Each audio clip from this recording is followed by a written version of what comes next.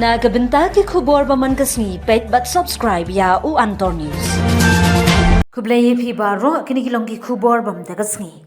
Ha ka jing rakhi ning kong kasni riulom jingri India ha polo ground shillong o mentri rangba ka jilla Meghalaya Conrad ki sangma ula banjur halor ka jing tre shitam ka sarkar MDA ha po ka jing yalam jung u ban kentiu ya ka roi ka par ba ka bha ka miat jong paidbah ha ka jilla.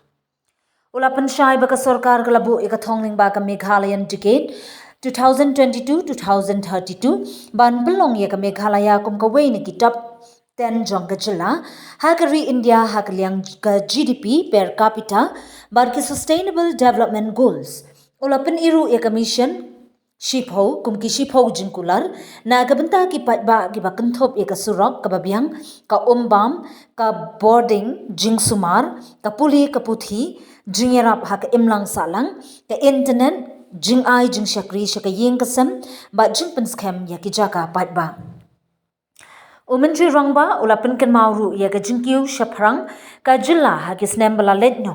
ka jingyo omba menta kala kot shaka prapo person ki yeng ka surok 8000 sun spa kilometers bala depchna ka jing ken klat kilong kmi ha ka porkha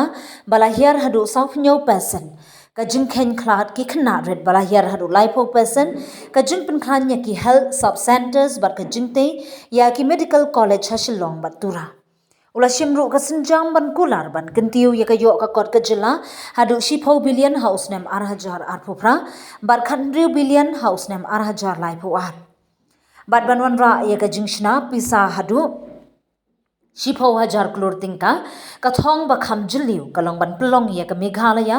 kum ka Viksit Meghalaya ka badon ka yo ka kot hadu shispa billion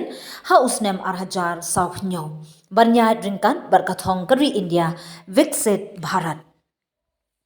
Hello Meghalaya turns 1 year ago, a small idea sparked a dream which materialized in the form of a screen. An OTT platform to tell stories from the heart of Meghalaya to the world. With over 3.8 lakh downloads and over 1.1 crore views. From indie creators to first-time filmmakers, Hello Meghalaya gave voices a home, a stage and a spotlight. And you, the viewers, made it all possible. 1 year down, 1,000 stories to go.